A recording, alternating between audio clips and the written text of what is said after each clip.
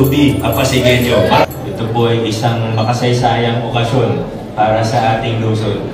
At alam ko pong hindi biro itong ginagawa natin. Sabihin na natin mahirap po ang paglilipat. Kung paglilipat nga ng bahay, mahirap. Ano pa kaya ang City Hall? Nagkukwentuhan nga kami ni Miss Shalani kanina kung paano maglipat ng mga dokumento natin mula sa planning hanggang sa treasury, hanggang sa COA, hanggang sa dokumento ng LCR. At talagang hirap eh. Kung may mawala kang isang papeles lang, pwedeng magkagulo. Pero sa tulong ng ating sa pagtutulungan po ng bawat isa na nandito, mga iba pang nandun sa Old City Hall natin, at sa lahat-lahat po, ay sigurado po ako nakakayanin natin. At kahit mahirap po ang ating inaharap sa ngayon, kahit malaking pagsubok o challenge itong ginagawa natin, sana po ay lamang dun sa hirap yung excitement natin para sa hinaharap. Para malinaw na malinaw lang din po, siyempre napaka-importante. Tayo dito, ilan tayo dito? Siguro 300? Baka higit sa 300 po tayo nandito. Pero mas marami po yung hindi natin kasama. May mga vloggers din, mga media nagko-cover.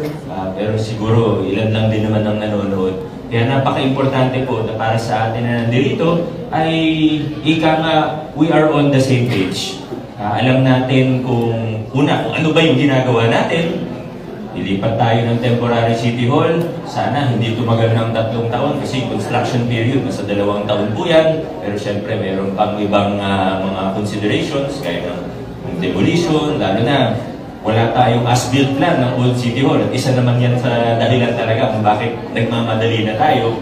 Sana naintindihan po natin kung ano yung ginagawa natin, number 1. And number 2, at siguro mas mahalaga pa, naintindihan din sana ng bawat isa na nandito kung bakit natin ito ginagawa. Kung bakit ba tayo kailangan maglipat, bakit ba natin pinaplano na gumawa ng bagong City Hall. At ito, nakikita ko, nandiyan si Engineer Francis, ang ating building official, si Engineer Artan, mga engineers, mga architects natin, na aking po unang sinangguni po natin ng problema natin sa Old City Hall sa kanila. Kumuha din tayo ng mga private consultants, engineering consultancy firm. Kumuha po tayo.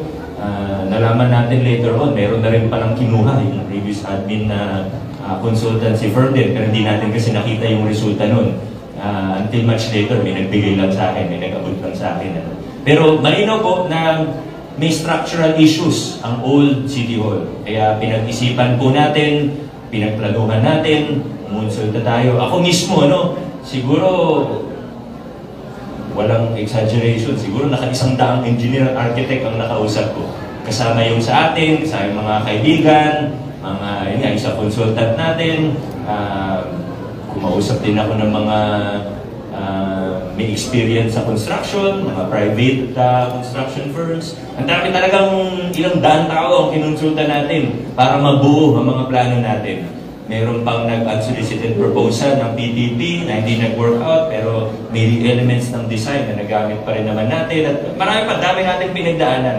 Pero pag tinanong natin, bakit ba natin ito ginagawa at kayo po ang magiging kumbaga, kailangan magtulungan tayo. Dahil ang laki ng Pasig eh.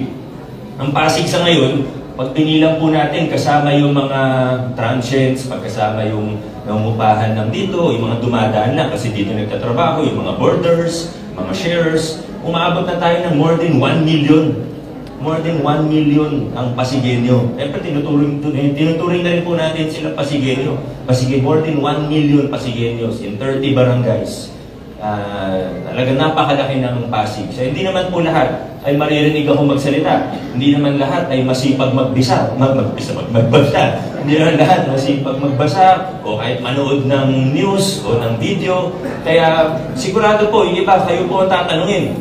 Kaya dapat, kabisado rin po natin, alam natin kung bakit natin ito ginagawa. Lalo na sa panahon ngayon, na aminin natin o hindi, ayaw man natin pag-usapan o hindi, marami talaga sa panahon ngayon ay atat na atat mamulitika, sabihin na natin. Marami sa panahon ngayon ay nagkakalat ng fake news, ng disinformation. Ito po, yung mga ibang kasama natin, mga kaibigan naman natin itong mga ibang vloggers dito. Pag tinignan niyo po yung mga page nila, maya-maya, pag tinignan niyo po yung mga reactions at mga comments, may kita niyo po na talagang activated ang troll farm ng isang grupo dito sa Pasig. May kita niyo po, pag binuksan niyo na hindi naman nangyayari dati, pag binuksan niyo yung ilang post nila, may kita niyo, biglang may 500 na angry react. May kita niyo, biglang may 500 na laughing react. Ay, hindi naman nangyayari yan dati. Bigla-bigla, sabay-sabay. So, yung tao naman, ilan ba? Ngayon, meron na, may bago sila, umaabot na ng 500. Hindi ko lang alam kung mangyari ngayon kasi binabati ko, baka hindi sila matuloy, baka paklik pa lang sila. Dahil binati ko, baka hindi sila tumuloy. So, tingnan natin, ano? Pero totoo po yan. Tapos pag tinitingnan natin, sa tulong din ng PIO natin, sa tulong ng mga ibang kaibigan na medyo marunong sa social media at sa ano pa, pag tinitingnan, puro mga fake account talaga. O yung iba, yung mga nabibiling account kung saan, ano, may iba galing Vietnam, may iba galing Laguna, may mga iba Pasig yung address, pero mga naka-lock profile. Pag tinignan mo ng maigi, magkakadikit. Ibig sabihin, yung mga iba pa nilang sinishare, yun din. So, nag-share sila ng mga, alam niyo na, mga iba, medyo political. Yung mga iba, mga outside Pasig. Kasi yun nga yung mga ini-engage ng mga ibang grupo na troll farm. Kaya kailangan, maagap tayo. Ang baga, ang sa atin lang naman, yung katotohanan eh. Kung saan yung katotohanan, doon lang po tayo. Hindi na tayo lalayo. Ang pinag-uusapan natin dito, hindi po politika eh. Ang pinag-uusapan, although yung iba gustong mamulitika, tayo, secondary concern lang natin yan. Ang pinag-uusapan natin dito, una, sa paglilipat natin sa temporary city hall facility, ang pinag-uusapan natin ang kaligtasan ng mamamayan, ang kaligtasan ng ating kolya. Ang unang-una sa lahat. Alam na alam ni Councilor Angelo yan dahil yung doon mismo sa opisina niya, palaki, araw-araw lumalaki yung crack. Nung una siyang pumasok sa City Hall, ganun pa lang yun. Pero ngayon, buong ano na, syempre, mga engineers natin, ano pa ba yung mga office na medyo malala na, yung mga nasa 8th floor, syempre, kami yung pinaka, medyo kinakabahan. Kita-kita naman sa may office ng DRLO, sa may city sa likod. Yung pagitan ng dalawang building. Kasi hindi naman isang building na City Hall, di ba? 4 na building yan. Magkakarugtong. Siguro yung iba sa inyo. Sino po dito ay magkakabukingan tayo? Sino po dito? I'm more than 60 years old na po. Meron po ba dito? Pwede kong bang Ma'am Winnie? Ma'am Winnie, buong buhay mo sa Pasig na nakatira. Naalala niyo po yung old City Hall, yung original na 3 floors lang. At ngayon po na lumaki, dinugtungan yung City Hall. Alam po natin na never naman po nagkaroon ng bagong pundasyon ang City Hall. Yan at yan pa rin yun. Kaya yung mga opisina kung saan lumalabas sa LCR, ang test, yan, medyo kinakabahan na rin po talaga yung mga yan. Ano bang meron sa opisina ninyo? Humiwalay na. Ayan yung magdasalin naman po kayo, di ba? So yun po yung una sa lahat. Kaya natin ito ginagawa, kaya nasimulan yung pag-iisip at pagpaplano, kaligtasan ng tao. Huwag naman po na maabutan tayo. Diba? Siyempre, madasalin tayo, nagtitiwala tayo sa Diyos, pero kailangan may gawin din tayo. Hindi pwede magkantay lang tayo magkantay na, hindi. Pababa siguro, 0.1% chance lang naman na bukas may mangyari. Araw-araw, 0.1% chance na may mangyari. Kabadong-kabado na si Consel Buboy, engineer din ko. Talagang, so number 1, kaligtasan ng tao. Safety, buhay ng tao ang pinag-uusapan natin dito. Pero pangalawa, sabi nga, gagawin na lang din natin eh. Kailangan natin gawin para sa kaligtasan ng tao, para sa buhay ng tao. Pero gagawin na lang din natin. Ayusin na natin. Isang beses ko lang gagawin ito eh. Igandahan na natin. Once in our lifetime lang po, magpapagawa ng bagong City Hall. Hindi ko naman pinangarap na sa term ko mangyayari ito. Pero ito na po ito eh. Wala na tayong magagawa, nandito na to. Ayusin na natin, gandahan na natin, at siguraduhin natin yung gagawin natin ay hindi yung typical na gawa ng gobyerno. Di ba, pag may nakita tayong proyekto ng gobyerno, malungkot man sabihin, pero aminin natin, pag may nakita tayong project ng gobyerno, lalo na malaki, anong iniisip ng tao lagi? Nako, overpriced yan. Pangalawa sabihin, nako, substandard ang gawa niyan. O kaya, nako, hindi maganda ang pagpaplano niyan. Pagtapos niyan, makikita marami pang problema o makikita na ay kulang pa pala. O kaya, hindi maganda, hindi yung daming... di ba yan ang experience natin sa gobyerno? At naiintindihan natin yan. Hindi natin sinisisi ang taong bayan na yan yung una nilang naiisip. Kasi sa matagal na panahon, totoo. Pero dito sa Pasig, ibahin natin. Dito sa Pasig, ipakita natin sa taong bayan. Ipakita natin sa buong bansa, maging sa buong mundo, na sa Pilipinas, pwedeng gumawa ng malaking proyekto na maayos, malinis, maganda, pinagplanuhan, good for 100 years ang itatayo po natin na bagong siguro. Papakita natin sa tao, papakita natin sa buong mundo na pwedeng gumawa. Yes, malaki po yung project cost natin. Ito, 9.6 billion, mukhang bababa pa, no? Kaya hindi ko pa pinipirmahan yung kontrata. Kasi gusto natin, tingnan natin, ano ba, pwede bang mabababa? Basta maayos, good quality, tingnan natin, baka mapababa pa natin yung presyo. Kaya hindi pa ako makapag-announce.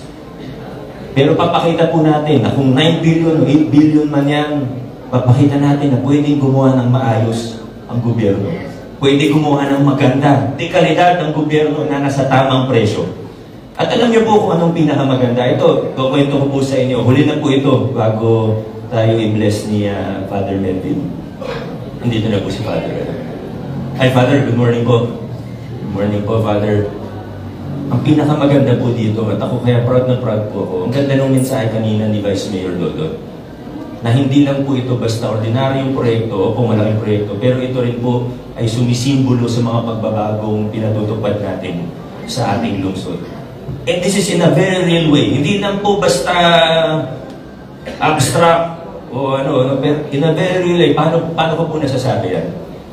Nung nagsimula tayo magpakilala ng mga pagbabago sa LGU natin noong 2019, alam naman po natin sa buong bansa, narinig natin kahit si Mayor Benji Magalong, lagi niya rin pong passion advocacy niya rin ito, yung laban kontra corruption. Alam po natin ang biggest source ng corruption sa gobyerno ay ang procurement. Alam po, hindi yan open secret yan. Kahit saan kayong bahagi ng Pilipinas pumunta, hindi yan sikreto. Open secret kung secret man. Yung 20 to 30% o higit pa na SOP, hindi secret, open secret nga kung sikreto man. Yan ang biggest source of corruption sa buong Pilipinas. Kaya nananatiling mahirap ang Pilipinas dahil sa practice na yan. Bukod pa sa substandard, dun talaga. 2019, nakipaglaban tayo. Binasag natin yung sindikato, tinigil natin yung lumang kalakaran. Ang resulta po, bumaba yung mga presyo ng mga kontrata ng City Hall. Ang natitipid natin kada taon, dahil sa procurement reform, ay more than 1 billion pesos per year. More than 1 billion pesos per year. Alam ko, mahirap pong isipin, wala naman sa atin dito nakakita ng 1 billion pesos eh. Mahirap siya, kumbaga, sa laki ng number na yan, mahirap siya i-visualize. Mahirap siya talagang, kahit ako para sa akin, mahirap siyang intindihin gano'n ba kalaki yung 1 billion na yan per year. Yung mga bunga na yan, nagsisimula na po, nararamdaman na natin. Pero totoo niyan, yung pinakabunga niyan, for generations to come. Kasi sila talaga yung ano yan, kung yung mga pinaghihirapan, tinatanim natin na pagbabago ngayon. Next generation, sila naman po talaga. Opo, kahit pa paano may nararamdaman na tayo ngayon. Lumalaki yung budget natin, napapalawak natin yung mga serbisyo. Pero again, future generations, sila po talaga yung makakaramdam, makakaranas ng mga prutas ng mabuting paggugobyerno at procurement reform. Pero isipin po natin, kung more than 1 billion pesos per year yung natitipid natin na dating napupunta lang sa bulsa ng sino man. Kung 3 terms, kung in 9 years,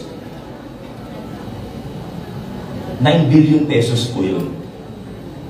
Sa madaling salita, para tayong nagpatayo ng bagong City Hall na good for 100 years, na ang libre, na galing lang sa savings natin, walang naapektuhan na program, walang naapektuhan na project, walang nabawas sa mga program project activities natin, pero makakapagpatayo tayo ng bago City Hall na world class. Kaya sana po, ay magkakasama tayo rito, konting sakripisyo para sa ikagaganda ng ating mahal na lungsod. Mga kaibigan, now is the most exciting time to be a Pasigueño. Maraming salamat. God bless po sa ating lahat.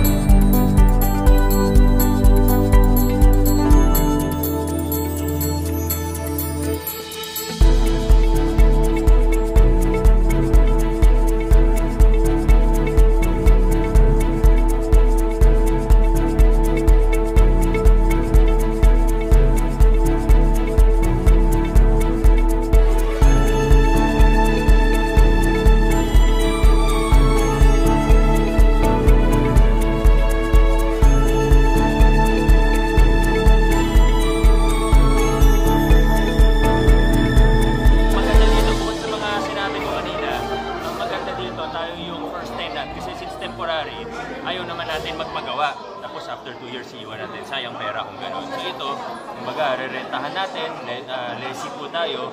Ang maganda dito, nakuha natin siya sa market rates, pero halos customized po. So sakto sa needs ng isang temporary facility para sa City Hall. So saktong-sakto at mukhang maganda naman. Yung mga ibang opisina natin nakalipat na, natin, unti-untiin natin para hindi rin mabigla. Hirap din maglipat, pero kita natin, parang okay naman. First time nagkaroon ng City Hall na may sprinkler, na hindi ka matatrap pag nagkasunog, di ba? So at least, napakasaya. Ang mayor's office po, kailan po lilipat? Nagsisimula na kami, kita nyo naman. Pero tingnan natin, by October definitely dito na kami.